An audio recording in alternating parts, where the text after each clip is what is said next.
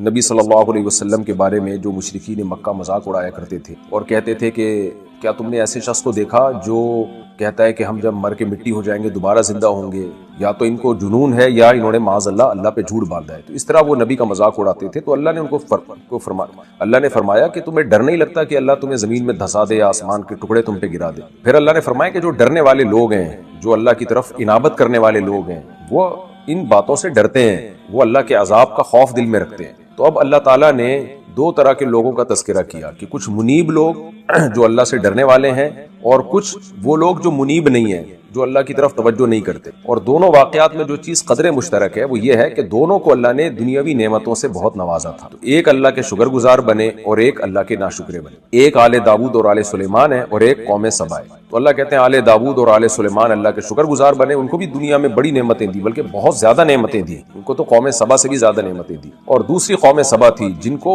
داؤد اور سلیمان جیسی نعمتیں تو نہیں ملی، لیکن کم نعمتیں ان کو بھی نہیں ملی. تو داؤد اور سلیمان بے تحاشا نعمتوں میں بھی اللہ کو نہیں بھولے، اور قوم سبا وہ ان کی نسبت کم نعمتیں ملی لیکن اس میں بھی وہ اللہ کو بھول گئے اور ناشکری کی باتیں انہوں نے شروع کر دی. تو اب یہ دونوں کا واقعہ یہاں سے شروع ہو رہا ہے، پہلے داؤد علیہ السلام اور سلیمان علیہ السلام کا. اللہ فرماتے ہیں وَلَقَدْ آتَيْنَا دَاوُودَ مِنَّا فَضْلًا، البتہ تحقیق ہم نے داؤد کو اپنی طرف سے بہت فضل عطا کیا. وہ فضل میں روحانی برکتیں بھی تھیں اور مادی برکتیں بھی. تو روحانی برکتیں کیا تھیں؟ یا جبال اوبی ماہ والطیر، اے پہاڑو تم داؤد کے ساتھ بار بار اللہ کی تسبیح بیان کرو، اور اے پرندو تم بھی. یہ روحانی برکت تھی، کیونکہ داؤد علیہ السلام جب اللہ کا ذکر کرتے نا تو پہاڑوں سے بھی لا الہ الا اللہ کی آوازیں آتی اور پرندے جمع ہو کے اللہ کی تسبیح پڑھنا شروع کر دے. اور علماء نے لکھا ہے کہ یہ آوازیں سب مخلوق سنتی تھی، کیونکہ مطلق تسبیح تو وہ تو ویسے ہی پہاڑ اور پرندوں سے ثابت ہے. قرآن میں ہے وَإِن مِّن شَيْءٍ إِلَّا يُسَبِّحُ بِحَمْدِهِ، کہ دنیا کی ہر چیز اللہ کی حمد و ثنا کرتی ہے. تو وہ تسبیح تو پھر داؤد علیہ السلام کا خاصہ نہ ہوئی نا. تو یہاں الگ تسبیح مراد ہے، وہ یہ کہ پہاڑوں سے باقاعدہ اللہ کے ذکر کی آواز آتی تھی اور پرندوں سے بھی آواز آتی تھی. تو یہ معجزہ تھا داؤد علیہ السلام کا. اس سے داؤد علیہ السلام کو فائدہ بھی ہوا کہ لوگ آپ پر ایمان لاتے تھے اور ان کا ایمان بڑھتا تھا، اور وہ بھی پھر اللہ کی حمد و ثنا کرتے، تسبیح کرتے. اور اس سے تسبیح کی فضیلت بھی ثابت ہوتی ہے. میں بار بار کہتا ہوں، آج کل کے کچھ لبرل سیکولر اسکالرز آ رہے ہیں جو تسبیح ہاتھ میں پھرانے کو اور اللہ اللہ کرنے کو بڑے توہین آمیز لہجے سے اس کو کہتے ہیں ان لوگوں نے بس اسی میں قوم کو الجھا دیا، اللہ اللہ کرتے رہو بیٹھ کے. تو حالانکہ جو لوگ اللہ اللہ کرتے ہیں نا، آگے کام بھی وہی کرتے ہیں. جن کو اللہ سے تعلق ہی نہیں ہے وہ آگے بھی کچھ نہیں کر پاتے، وہ صرف باتیں ہی کرتے ہیں بیٹھ کے. تو اس لیے اللہ کا ذکر کرنا، زبان سے اللہ کے نام کو بار بار دہرانا، اس کی اسلام میں بہت فضیلت ہے. آگے اللہ نے جو مادی برکتیں عطا فرمائی ان کا تذکرہ ہے. وَأَلَنَّا لَهُ الْحَدِيدَ، فرمایا ہم نے لوہے کو ان کے لیے پگھلا دیا تھا. لوہا پگھلا دیا، لوہا ان کے ہاتھ میں نرم ہو جاتا تھا، جہاں چاہے اس کو موڑ لیا کرتے تھے. کیوں پگھلا دیا؟ اس وجہ سے کہ ان عمل سابغات، اس لوہے سے اب آپ اپنے ڈیفنس کو، اپنے دفاع کو مضبوط کریں گے. آپ ایک بہت پاورفل ایک اسٹیٹ بنائیں گے جس کے پاس ایک مضبوط آرمی ہوگی، اور اس کے پاس ایک بہت زبردست اسلحہ ہوگا، اور اس کے پاس اپنے ڈیفنس کا انتظام بھی ہوگا، تاکہ آپ پوری دنیا میں اللہ کے نظام کو نافذ کر سکیں، لڑائی میں آپ کو شکست نہ ہو. ان عمل سابغات، آپ زرہیں بنائیں، یعنی جنگی جو لباس ہوتا ہے. کہا جاتا ہے کہ جنگی لباس جو لوہے کا لباس پہنا جاتا ہے نا، آپ نے دیکھا ہوگا جو ہسٹوریکل موویز جن لوگوں نے دیکھی ہوئی ہیں کہ پہلے زمانے میں تلوار سے بچنے کے لیے کیسے بڑی بڑی جنگی لباس پہنے جاتے تھے، جنگی ٹوپیاں پہنی جاتی تھیں. خود غزوہ احد میں نبی صلی اللہ علیہ وسلم نے جنگی ٹوپی پہنی ہے، لوہے کی ٹوپی ہوتی تھی جو آپ کو تلوار اور تیر کے اور نیزے کے وار سے بچاتی. تو کہا جاتا ہے کہ اس کے بانی داؤد علیہ السلام. تو بڑی بڑی زرہیں بنائیں. وقدر فی السرد، اور جوڑنے میں ایک اندازہ سے کام لیں، یعنی ایک مینجمنٹ کے تحت جوڑیں. دیکھیں کچھ چیزیں ایسی ہوتی ہیں جو واقعہ کا بظاہر اہم پہلو نہیں ہوتی، لیکن اللہ اس کو ہائی لائٹ کرتا ہے، اس میں کوئی نہ کوئی بڑا سبق چھپا ہوا ہوتا ہے. اتنا کہہ دینا کافی تھا کہ آپ زرہیں بنائیں. ظاہر جب ہم زرہیں بنائیں گے، جنگی لباس پہنائیں گے، تو ان کو سینا بھی تو پرونا بھی تو پڑے گا نا، کڑیوں سے جوڑنا پڑے گا تاکہ موویبل ہوں، وہ آسانی سے آپ کی باڈی کے ساتھ ایڈجسٹ ہو جائیں. لیکن اللہ نے الگ سے اس کا تذکرہ کیا کہ اس کے جوڑ میں انداز، یعنی اندازے کا مطلب یہ نہیں کہ اندازے سے کام لیں جس کو اردو میں کہا جاتا ہے اندازہ، بلکہ قدر کا مطلب باقاعدہ مینجمنٹ ہونی چاہیے. تقدیر عربی میں مینجمنٹ کو کہتے ہیں. آڑی ترچھی کڑیاں نہیں ہونی چاہیے، خاص اندازے کے تحت جو جس کے قد کے لحاظ سے جو زرہ بنائی جا رہی ہے تو اسی کے زرہ کے لحاظ سے وہ کڑیاں بہت ہی سوٹیبل ہونی چاہیے کہ کتنی موٹی ہوں، کتنی ان کی لمبائی ہو، اور کتنی وہ کرو ہوں، اور کس دھات سے بنائی جائیں وہ، اور کتنا ان کو فولڈ کیا جائے، اور ہر لحاظ سے، تاکہ بہت ہی آرام دہ لباس بن سکے۔ تو یہ اللہ کیوں بتا رہے ہیں؟ اس لیے کہ اللہ تعالیٰ کو ہر چیز میں مینجمنٹ پسند ہے۔ کوئی بھی کام جب آپ کریں تو ایکسیلنسی کے ساتھ کریں، اور جنگ میں ڈسپلن کی اور ایکسیلنسی کی فوج میں بہت زیادہ ضرورت ہوتی ہے۔ دنیا کی کامیاب فوجیں ہمیشہ ان میں ڈسپلن ہوتا ہے، ان کا ہر کام میں ایکوریسی ہوتی ہے، لیکن جہاں پینڈو پن ہوگا، جہاں کوئی ڈسپلن نہیں ہوگا، آڑا ترشا کام ہوگا، جیسے کہ آج ہمارے ہاں مسلمانوں میں ہو رہا ہے، تو فوج تو کسی حد تک اس بدنظمی سے بچی ہوئی ہے، لیکن جو عام ہمارے ملکوں کے حالات چل رہے ہیں وہ آپ دیکھ لیں، سب کے سامنے ہیں، تو اس سے قومیں ترقی سے رک جاتی ہیں۔ جاپان میں گیا تو میں نے وہاں دیکھا ان لوگوں میں کہ کس طرح ان لوگوں میں ڈسپلن ہے، اور جس چیز کو بھی وہ بناتے ہیں تو بہت ہی اس میں ایکوریسی پیدا کرنے کی کوشش کرتے ہیں، کام کو ٹرخاتے نہیں۔ تو اس آیت کا حاصل یہ ہوا کہ داؤد علیہ السلام سے اللہ کہہ رہے ہیں زرہیں بنائیں، لیکن اس میں جان چھڑانے والی کیفیت نہیں ہونی چاہیے کہ آپ ایک جنگی لباس بنا رہے ہیں، آپ ایک اسلحہ بنا رہے ہیں، تو جان چھڑانے والا کام نہیں ہونا چاہیے جیسے کہ ہمارے ہاں ہوتا ہے۔ کوئی بھی کام ہو پوری توجہ کے ساتھ ہو، خاص طور پہ ڈیفنس میں تو بہت زیادہ توجہ کی ضرورت ہوتی ہے۔ تو اللہ کو وہ لوگ پسند نہیں ہے جو کوئی بھی کام کرتے ہیں ٹرخانے کے ساتھ کرتے ہیں، جیسے کہ ہماری قوم میں یہ بیماری پھیل گئی۔ کسی آپ مزدور کو کوئی کام دے دیں تو وہ آپ سر پہ کھڑے ہو کر کام کروائیں گے تو شاید کو صحیح کر لیں، ورنہ کوئی بھی کام وہ ڈھنگ سے نہیں کرے گا۔ سیمنٹ بجری کو ملائے گا تو پانی صحیح نہیں اس میں حل کرے گا، سیمنٹ کم کر دے گا، بجری زیادہ کر دے گا، کوئی مینجمنٹ نہیں ہوتی ہے۔ تو درزی کو آپ کپڑے سینے کے لیے دے دیں، وہ آڑے ترچے سی کے رکھ دے گا، وہ بھی کوئی محنت سے اور فوکس کر کے کام نہیں کرتا۔ کوئی بھی کام جب آپ کرتے ہیں تو یہی ہو رہا ہے ہماری سوسائٹی میں۔ کوئی ریسرچ کرتے ہیں تو اس میں جان نہیں کھپاتے، ادھوری تحقیقات لوگوں کے سامنے ڈال دیتے ہیں، پھر اس میں گمراہ کرتے ہیں۔ کہیں کوئی سیاسی تجزیہ کرنا، اس میں بھی کوئی محنت نہیں کرتے، بس چند ادھر کی صحافیوں کو سنا، کچھ ادھر کو سنا، اور ایک تجزیہ لوگوں کے سامنے پیش کر دیتے۔ اس لیے اللہ نے فرمایا کہ اللہ تعالیٰ کو ہر چیز میں جو ہے نا وہ ایکسیلنسی پسند ہے۔ کوئی بھی کام جب آپ کریں تو پوری توجہ کے ساتھ کریں۔ تو وقدر فی السرد، اے داؤد آپ ان کڑیوں کو جوڑنے میں خوب مینجمنٹ سے کام لیں۔ وَاعْمَلُوا صَالِحًا، اور عمل بھی آپ اچھا کریں۔ انی بما تعملون بصیر، میں تمہارے اعمال سے باخبر ہوں، دیکھ رہا ہوں کہ کیا کر رہے ہو۔ اس سے دیکھیں یہ بھی پتہ چلتا ہے کہ داؤد علیہ السلام اللہ کے پیغمبر بھی تھے اور کتنے پاورفل تھے، ان کی خلافت بھی قائم ہوئی، لیکن پھر بھی ڈیفنس پہ اللہ تعالیٰ ان کو کیسے ترغیبات دے، لوہے کی زرہیں بنانی ہے اور پھر اسلحہ بنانا ہے، اور بہت ہی یعنی جو آپ کے بس میں ہے وہ چھوڑنا نہیں ہے، پھر آسمان سے اللہ کی مدد آئے۔ ہم اسباب اختیار کرتے نہیں اور اللہ پہ اعتماد اور توکل کر کے پوری قوموں کو جو ہے وہ دشمن کی بھینٹ چڑھا دیتے ہیں، اور پوری قوموں کو کے مستقبل کو ہم تباہ کر دیتے ہیں۔ اسلام تبھی قرآن نے کیا کہا، افمن شرح اللہ صدرہ للاسلام، بھلا وہ شخص جس کا سینہ اللہ اسلام کے لیے کھول دے، فہو علی نور من ربی، وہ اپنے رب کی طرف سے ایک واضح روشنی پر ہے، اس کے سامنے راستہ کلیئر ہے۔ کیا وہ اس کے برابر ہو سکتا ہے جس کے لیے اسلام کھلا نہیں ہے؟ وہ تو بھٹکتا رہے گا، کبھی شراب پیے گا، کبھی توبہ کرے گا، کبھی زنا کی طرف جائے گا، کبھی کہے گا یہ غلط ہے، کبھی کہے گا ماں باپ اولڈ ہاؤس میں ہونے چاہیے، کبھی کہے گا نہیں یار خدمت کر۔ وہ تو جیسے غیر مسلم کنفیوز رہتے ہیں، کچھ غیر مسلم ابا کو گھر میں رکھتے ہیں، کچھ کہتے ہیں خام میں گھر میں رکھا ہوا ہے، ابا کہاں جمع کراؤ، ابا گولڈ ہاؤس میں جمع کراؤ۔ کچھ غیر مسلم کہتے ہیں ماں باپ جو ہے نا ان کی خدمت کرنی چاہیے، پھر جب خدمت کر رہے ہوتے ہیں تو کنفیوز، پتہ نہیں میں صحیح کر رہا ہوں کہ میں غلط کر رہا ہوں۔ کچھ کہتے ہیں خودکشی کرنی چاہیے، کچھ کہتے ہیں نہیں کرنی چاہیے، پھر جو خودکشی کرنے جا رہا ہوتا ہے وہ بھی کنفیوز ہوتا ہے، یار میں صحیح کر رہا ہوں غلط کر رہا ہوں۔ خودکشی کرنے کے بعد خیال آتا ہے غلط ہو گیا مجھ سے۔ سمجھ رہے ہو؟ یہ کنفیوز ہے میرے بھائی۔ لیکن جس کا سینہ اللہ اسلام کے لیے کھول دے اس کو سب سے بڑا فائدہ کیا ہوتا ہے؟ وہ کنفیوز نہیں ہوتا۔ تو بتاؤ کنفیوز آدمی پریشان ہوتا ہے کہ نہیں ہوتا؟ کسی بھی چیز میں جب آپ کنفیوژن کا شکار ہو تو پریشانی آئے گی، اور جب آپ کنفیوژن کا شکار نہ ہو تو سب سے بڑا فائدہ یہ ہوتا ہے آدمی کہتا ہے بھائی کرنا ہی کرنا ہے یہ کام، اس میں جو ٹینشنیں آئیں گی، رکاوٹیں آئیں گی، اس کو دور کرنے کی کوشش کرے گا۔ جو صحابہ کا سینہ کھل گیا تھا اسلام کے لیے، ابھی دیکھو وہ دشمن کی صف سے نکل کے ادھر آئے، نبی سے پوچھا کہ میں اگر اسلام قبول کرتا ہوں میں پہلے لڑوں یا پہلے کلمہ پڑھوں؟ آپ نے فرمایا پہلے کلمہ پڑھو پھر لڑو، کیا ہوگا بھی جنت میں؟ آئے، لڑے اور شہید۔ تو صحابہ کہتے تھے، حضرت ابو ہریرہ رضی اللہ تعالیٰ عنہ کہتے تھے ہم یہ سوال پوچھا کرتے تھے بتاؤ اس شخص کا نام بتاؤ جس نے زندگی میں کبھی کوئی نیکی نہیں کی پھر بھی کہاں جائے گا؟ جنت۔ یعنی اسلام کی نیکی تو کی، اس کے بعد کوئی نیکی نہیں کی، کوئی نماز نہیں پڑھی، کوئی روزہ نہیں رکھا۔ تو کچھ لوگ ایسے خوش قسمت ہوتے ہیں کہ جہنم کے ایک بالش قریب رہ جاتے ہیں اور اللہ اپنی رحمت سے ان کو کہاں لے آتا ہے؟ جنت کے قریب۔ اور کچھ ایسے بدقسمت بھی ہوتے ہیں، حدیث میں آتا ہے نیک عمل کرتے کرتے کرتے کرتے جنت کے ایک بالش قریب، پھر کم وقتوں پر وبال آتا ہے، مرتد ہو جاتے ہیں، دین چھوڑ دیتے ہیں۔ کتنے لوگ ہم نے دیکھے ہیں یورپ امریکہ گئے، پوری زندگیاں نیکی میں، وہاں جا کے بگڑ گئے، داڑیاں کاٹ ڈالی، نماز چھوڑ دی، مرتد ہو گئے اور مر گئے۔ تو اپنے ایمان کو موت تک بچا کے رکھنا یہ بھی بہت ضروری ہے، کبھی ڈرتے رہنا چاہیے انسان کو ہر وقت۔ تو اس لیے میرے بھائی تین چیزوں سے نوجوان اپنے آپ کو دور رکھیں، شراب، کباب، اور تیسری چیز کیا ہے؟ شباب۔ شراب ایک مشروب ہے نا، انگور سے کھجور سے بنتی ہے، اس کا ایک حلال راستہ بھی ہے کہ انگور کھا لو, شراب بنانے کی کیا ضرورت ہے, کیا انار کا جوس پی لو ہے بھائی. بہت ہی زیادہ دماغ کو کھوپڑی گھومی ہے تو کڑک سی دودھ پتی پی لو, اس سے آگے بڑھنے کی کوشش مت کرو. کڑک سی دودھ پتی جیسے ہی پاکستان سے باہر نکلو یاد آتی ہے. یہاں چائے میں وہ ذائقہ ہی نہیں آ رہا, پتہ نہیں اچھی تو ہے لیکن وہ مزہ نہیں آ رہا, ذائقہ نہیں آ رہا, پتہ نہیں کیا ہو گیا. میں گھر سے پتی لے کر آیا ہوں, میں گھر سے پتی لے کر آیا ہوں. اب 2 دن تو میں نے ٹرائی کی یہیں کی پی ہے, لیکن اب میرے برداشت سے باہر ہو گیا معاملہ. لیکن سوال پیدا ہوتا ہے کہ وہ پتی ہم گھر سے جو کراچی سے لائے وہ ڈالیں تو دودھ کہاں سے لائیں گے, دودھ کہاں سے لائیں گے, دودھ بھی تو وہی والا چاہیے نا, وہ دودھ ہے نہیں. اب بھینس بھی ساتھ میں لانی پڑے گی. پتی تو ڈبے میں اسٹور ہو جاتی ہے, دودھ تو اسٹور بھی نہیں ہوتا نا, پاؤڈر کے دودھ میں مزہ نہیں آتا وہ چائے لا. یہ بڑا مسئلہ ہے یار.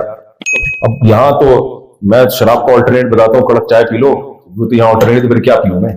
اچھا اس لیے کہتے ہیں چائے کی عادت نہیں ہونی چاہیے, یہ عادت ہی بری ہے. میں 2 دفعہ چائے چھوڑ چکا ہوں, تو پھر کیونکہ اب جہاں بھی جاؤ چائے پیش کر رہے ہیں, چائے پیش کر رہے ہیں آدمی, تو پھر نہیں پیو تو وہ لسی لا کے پلاتے ہیں, اتنی بھاری ہو جاتی ہے. تو خیر, تو میرے بھائی شراب کا آلٹرنیٹ کیا ہے بھائی, کتنی صحت کے لیے اچھی چیز ہے. انار کا جوس پی لو, انگور کھا لو, 20 چیزیں اللہ نے رکھی ہیں, حلال رکھی ہے. ڈپریشن ہو رہی ہے, سو جاؤ میرے بھائی.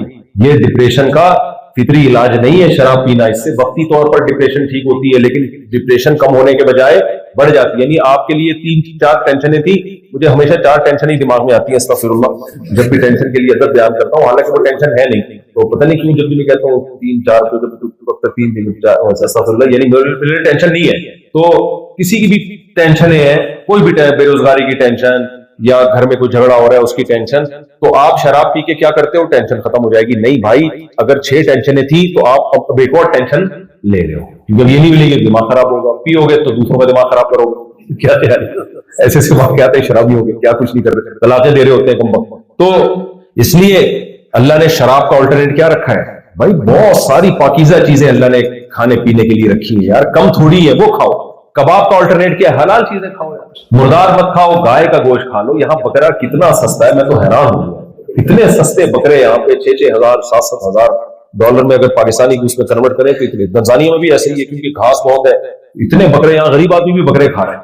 گائے مہنگی ہے, بکرا سستا ہے یہاں پہ. بکرے کھوڑ دیا کرو یار, کباب بکرے کے بنا کے کھاؤ, حلال ذبح کر لیا کرو. کس نے منع کیا, کیوں گند کی طرف جا رہے ہو, خنزیر کیوں کھائے آدمی ہے بھائی, کیوں مردار کھائے. اور شباب کا آلٹرنیٹ اللہ نے کیا رکھا ہے بھائی, نکاح کرو یار. کیا خیال ہے, بیوی بناؤ, عورت کو عزت ملتی ہے اس سے. اپنی بیٹیوں کے لیے کوئی زنا پسند کرے گا ہے بھائی, کوئی چاہے گا میری بیٹی. دیکھو غیر مسلم تو اب اس پہ ایگری ہو گئے ہیں, کیونکہ وہ اب کلچر کے آگے ہتھیار ڈال دیں. غیر مسلم کی بیٹی سے کا اگر کوئی بوائے فرینڈ ہوگا تو وہ اس پہ راضی ہے, لیکن یہ راضی وہ دل والی خوشی والی رضا نہیں ہے. وہ اس لیے کہ کلچر اب یہ چل پڑا ہے, تو کب تک کلچر سے ہم ٹکرائیں.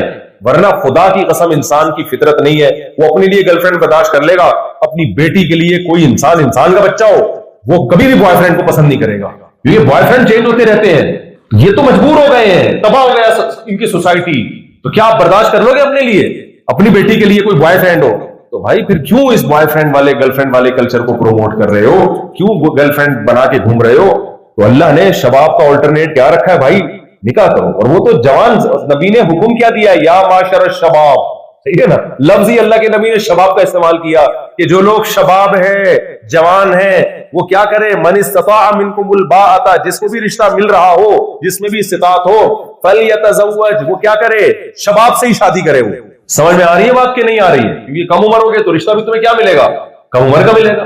عام طور پر ایسا ہوتا ہے, کبھی کبھار اس کے برعکس بھی, لیکن عام طور پر کیا ہوتا ہے, تو کم عمری میں نکاح کرو گے, کم عمر سے نکاح ہوگا, لڑکی بھی کم عمر ہوگی, لڑکا بھی کم عمر ہوگا.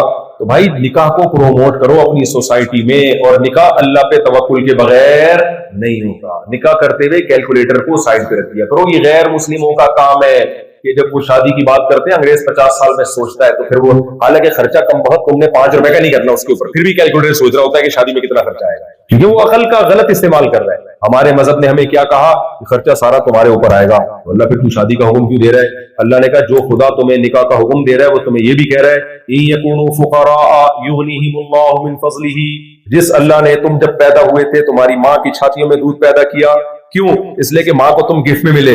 اگر ماں کی چھاتیوں میں دودھ پیدا نہ ہوتا تو یہ گفٹ کے بجائے پینلٹی بن جاتی. تو اس لیے اللہ کے حکم پہ اس نے اولاد پیدا کی, اللہ نے اپنی قدرت سے اس کی چھاتیوں میں دودھ پیدا کیا. تم اللہ کے حکم پہ کسی کی بیٹی سے نکاح کر رہے ہو, اللہ اپنی قدرت سے اس بیوی کا خرچہ تمہیں دے دے گا. اب جو عقل پرست ہے وہ کہتا ہے دودھ ہی پیدا ہو سکتا ہے, شوہر کی جیب میں آمدن نہیں بڑھ سکتی. لیکن جو جس کی عقل صحیح استعمال ہوتی ہے وہ کہتے ہیں بھائی جو خدا دودھ پیدا کرنا, خدا کی قسم تنخواہ بڑھانے سے زیادہ مشکل کام ہے. تنخواہ انسان بھی بڑھا دیتا ہے, باس بھی بڑھا دیتا ہے, دودھ کسی کا باپ بھی آج تک پیدا نہیں کر سکا ہے. جو خدا ماں کی چھاتیوں میں دودھ پیدا کرتا ہے وہ شوہر کی آمدن میں برکت نہیں. میں میری مثال دیکھ رہا ہوں یار, مجھے پھر بھی شرم آتی ہے شو مارتے ہوئے. بار بار کہتا ہوں کہ شو مارنا مقصد نہیں ہے. میرے ماضی کے حالات بھی, جب ایک شادی کے قابل بھی نہیں تھا اس وقت میں 4 کی باتیں کر رہا تھا اور اللہ نے کروا دی. آمدن بڑھتی ہی چلی جاتی ہے, حالانکہ مصروفیتیں بڑھ رہی ہیں, دینی مصروفیتیں, کمانے کا ٹائم کم ہوتا چلا جا رہا ہے, لیکن اللہ نے برکت بڑھاتا چلا جا رہا ہے. اللہ برکت دے, نظر نہ لگائے آپ لوگوں کی, الٹی الٹی نظروں سے دیکھ رہے ہو. شو مارنے کی مجھے تو اس لیے بھی نہیں شو مارتا کہ ہمارے اندر کوئی کوالٹی ہے ہی نہیں, تو مارے کیا شو ہم بیٹھ گئے صرف بتانے کے لیے. یار بھائی ہم جو 15 سال پہلے قرآن و سنت کے حوالے دے کے دعوے کیا کرتے تھے, لوگ کہتے تھے یہ مرے گا, پھنسے گا, پٹے گا, برباد ہو جائے گا, اتنے بچوں کو کہاں سے کھلائے گا, گھر والوں کو کہاں سے کھلائے گا. میں یہی دلیل دیتا تھا یار, جو خدا ماں کی چھاتیوں میں دودھ پیدا کرتا ہے وہ خدا ہماری آمدن میں, ہماری جیب میں پیسے کیوں نہیں ڈال سکتا. اب کیا ہے, جو جن کے دماغ میں گوبر بھرا ہوا ہے نا, اب وہ مجھ پہ الٹے اعتراض کرتے ہیں. گوبر کا دنیا میں کوئی علاج نہیں. وہ کہتے ہیں اصل میں ایکچولی جب پیسہ آ رہا ہو تو یہ 4 شادیاں تو سوچتی ہی ہیں. پہلے یہ کہتے تھے پیسہ ہے نہیں اور باتیں دکان پکوڑوں کی اور باتیں کروڑوں کی کرتا ہے. اب جب اللہ نے مجھ سے کھلوا دیا, بھائی سب کھا رہے ہیں, پی رہے ہیں, بچے بھی پل رہے ہیں, تو جو دعوے میں نے کیے تھے اللہ نے اپنی قدرت سے پورے کرائے. میرے اندر کوئی ایسی کچھ بھی نہیں ہے, میرے اندر مجھے پتا ہے میں کتنے پانی میں ہوں. اب بجائے اس کے کہ بولنے یار اس جو اللہ نے دعوے, اللہ نے جو وعدے کیے تھے وہ واقعی اللہ کے وعدے سچے ہیں, میری کوئی کوالٹی نہیں, تو اللہ کا سچا ہونا ثابت ہو رہا ہے نا, میرا تھوڑی سچا ہونا ثابت ہو رہا ہے. میں نے اپنی کوئی بات کی نہیں. میں نے تو ہمیشہ یہ کہا بھائی قرآن کہہ رہا ہے تم نکاح کرو, اللہ تمہارے مال میں کیا دے گا, برکت دے گا. اور اگر غربت آ بھی گئی, میرے بھی حالات چینج ہو سکتے ہیں, بھائی ہو سکتا ہے میں غریب ہو جاؤں کل, تو اللہ نے اس کا بھی جواب دیا ہے ہمیں کہ پھر یہ اللہ کی قدرت ہے. اس کو نکاح کا وجہ نہیں سمجھا, رزق کس کے ہاتھ میں ہے بھائی, وہ کنواروں سے بھی چھین لیتے ہیں بعض دفعہ. اس کے لیے شادی شدہ ہونا ضروری نہیں. بہت سے کنوارے آپ کتنے روڈوں پہ نظر آ رہے ہیں ہمیں.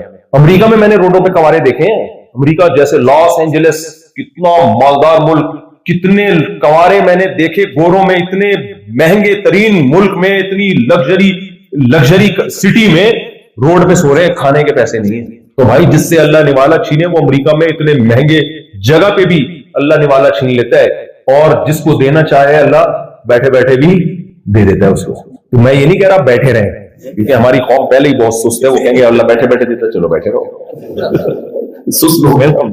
تو اس لیے میرے بھائی غیر مسلم نے کیلکولیٹر استعمال کیا, خاندان بڑھ گیا ان بیچاروں کا, صحیح ہے نا, بیڑا ہی غرق.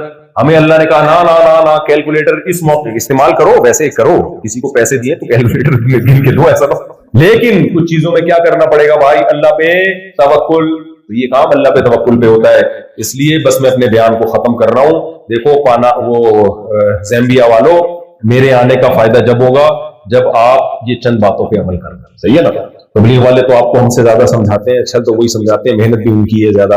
تو تبلیغ سے جڑا کرو, پہلی بات یہ. ایمان اگر بچانا ہے نا تو ان جگہوں پہ آپ کو تبلیغ سے جڑنا, یہ ساری بہاریں جو نظر آ رہی ہیں تبلیغ ہی کی برکاتیں ہیں. میں نے بڑی رپورٹیں طلب کی ہے, مجھے بہت شوق ہے کہیں بھی جاؤں گا نا تو پوری رپورٹیں لینے کا, ایک ایک چیز کو میں, ان کو پتا ہے میں کتنے سوالات پوچھتا ہوں, خون پی جاتا ہوں اگلے کا. تو کوئی بھی کسی بھی فیلڈ کا ماہر آئے نا تو وہ مجھ سے ملنے آتا ہے تو اس کو پتہ نہیں چل رہا ہوتا کہ یہ مجھ سے مل رہے ہیں کہ میں مجھ سے ملنے کے لیے آیا. تو یہاں جتنی دین کی بہاریں ہیں اس میں ٹھیک ہے دوسروں کا بھی دخل ہے. 99% سب کے تانے بانے تبلیغ سے یا دیوبند کے مدرسے سے جاتے ہیں. جتنی بہاریں, ٹوپیاں سر پہ نظر آ رہی ہیں, داڑیاں نظر آ رہی ہیں, اور جو نمازی پرہیزگار یہاں نظر آ رہے ہیں, سب کے تانے بانے کہاں سے جا کے مل گئے. جہاں بھی جا کے تحقیق کی ہے تو تانے بانے, علم کی لائن میں جاؤ تو انڈیا سے, دیوبند سے, بنوری ٹاؤن کے بھی ہیں لیکن وہ بھی ان کے بھی تو وہاں سے جا کے ملتے ہیں نا تانے بانے سارے. اور اصلاح کی لائن سے جا کے دیکھو گے تو سب کے تانے بانے کہاں جا کے ملتے ہیں, تبلیغ.